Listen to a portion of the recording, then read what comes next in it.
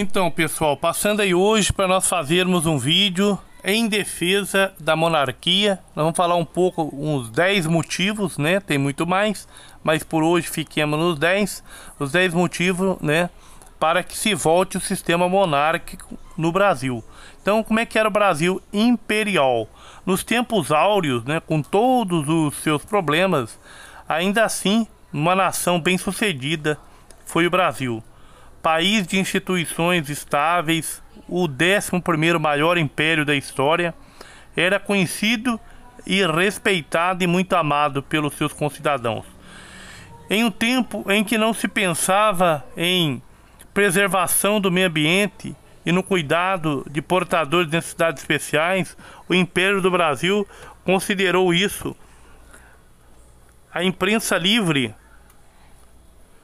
o Estado enxuto e a referência moral no comando do Estado, com ética, era realmente atributos de mais alto grau.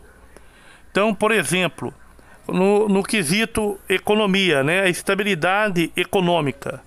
Apesar de fundamentalmente agrária, o Império do Brasil possuía uma das maiores e mais estáveis economias do mundo.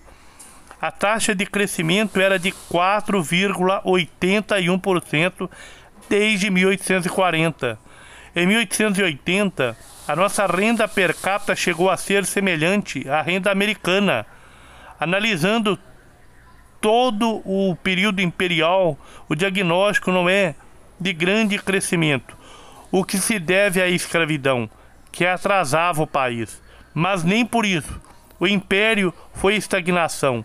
Segundo o historiador João Scandimburgo, o que atrasou, segundo ele, a política econômica e social no Brasil foi a Primeira República, e as suas consequências se estenderam pelo futuro. Então, a República um completo caos. Impostos sob controle. Era lei no Império, enquanto se puder reduzir a despesa, não há direito de criar novos impostos.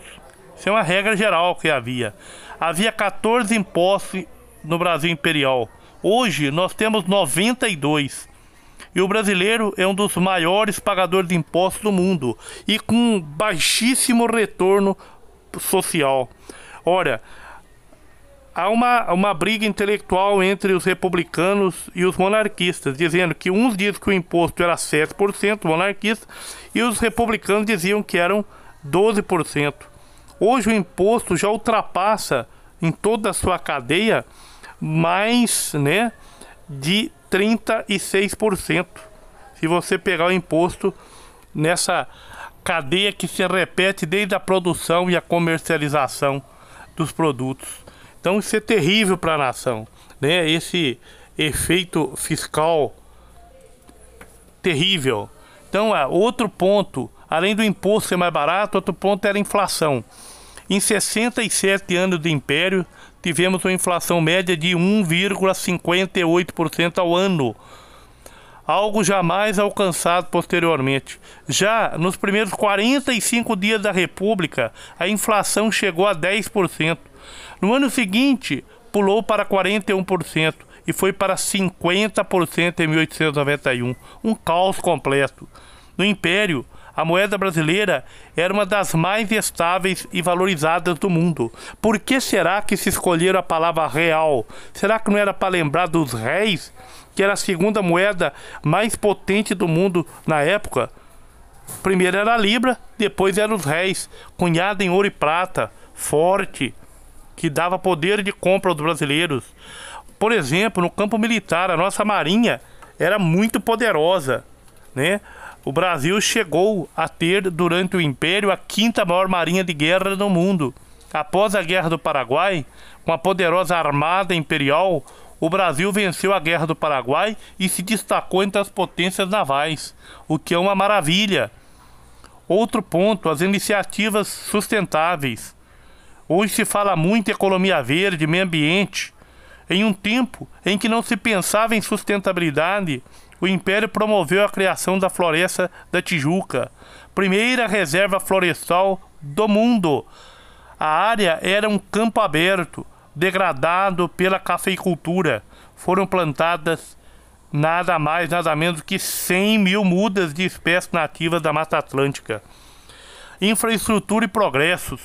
Embora fôssemos uma economia assentada na exportação de gêneros agrícolas e estivéssemos bem longe de ser uma potência industrial, o Brasil, sob a monarquia, foi capaz de realizar uma série de avanços. Foram construídos cerca de 9 mil quilômetros de estradas de ferro, lançado o cabo submarino que ligou o Brasil à Europa e aos Estados Unidos, bem como fomos um dos primeiros países do mundo a ter telefone e serviço de iluminação pública com luz elétrica. Era um país que andava para frente, que não era um país do futuro, mas é um país que fazia o futuro no seu presente. A inclusão social de deficientes, o espírito ilustrado de Pedro II, não só se inclinou para iniciativas ecológicas, como também para a inclusão social. Além da incorporação dos libertos, dos escravos, também se pensou nos portadores de necessidades especiais.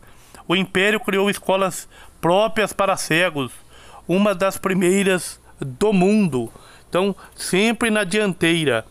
Outro ponto importantíssimo no Brasil imperial é a liberdade política e de imprensa. Enquanto hoje se querem criar PLs e leis especiais para calar, no Império tínhamos muito mais liberdade política e de imprensa. A imprensa era livre, tanto para pregar o ideal republicano, quanto para falar mal do imperador. Tinha tanta democracia que tinha um partido contra ela própria, que é o Partido Republicano.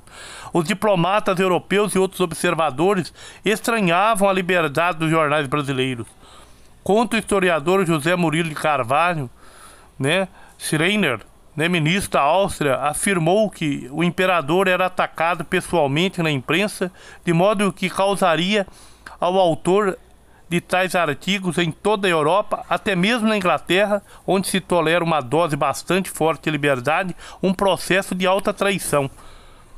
Mesmo diante desses ataques, Dom Pedro II se colocava contra a censura. Imprensa se combate com imprensa, dizia Dom Pedro II. Olha que falta nos faz essa liberdade que tínhamos e hoje o pouco que temos da República querem tirar. Essa é que é a verdade. Eleições no Império. Apesar do voto ser censitário e a legislação incluir uma série de restrições ao direito de voto, em comparação com outros países, o número de votantes registrados no Império, de 10,8% da população em 1872, era bem elevado. Em termos comparativos, pelo menos até 1881, perdíamos nessa matéria apenas para Portugal e Estados Unidos, onde se votava cerca de 18% da população no mesmo período. Do restante ganhávamos de todo. É muito importante a gente ver, analisar o país sob os aspectos também daquele momento, daquele contexto. Se não vermos o contexto, criamos pré-textos. Bom, outro ponto e 10º ponto aqui, para terminarmos o nosso vídeo aqui em defesa da monarquia, a nação era respeitada, a reputação do país era grande em razão de sua estabilidade política e potencial de investimento. O Império do Brasil era visto como uma nação moderna, sem equivalente nas Américas, com exceção dos Estados Unidos. Então, em meio a todas as instituições republicanas da América do Sul, somente a brasileira floresceu grande e livre, observou, London News em 1852. Ou seja, toda a América Espanhola se tornou uma coxa de retalho. Aqui, devido ao Império, a Dom Pedro I, Dom Pedro II, a Dom João VI, enfim, a família imperial manteve-nos grande. Esse país que é continental. Agradeça aos impérios de Pedro I, Pedro II e Dom João VI. Manter o nosso país grande e íntegro. Que maravilha para nós. Muito bem.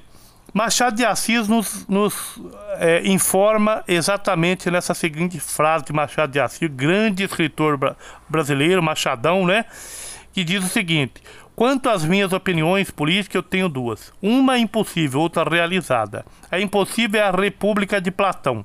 A realizada é o sistema representativo, a monarquia, né? Monarquia constitucional. É, sobretudo, como brasileiro, que me agrada essa última opinião. E eu peço aos deuses, né? Também creio nos deuses, diz ele, que afastem do Brasil o sistema republicano, porque esse dia seria o do nascimento da mais insolente aristocracia que o sol jamais alumiou, nos informa o Machado de Assis.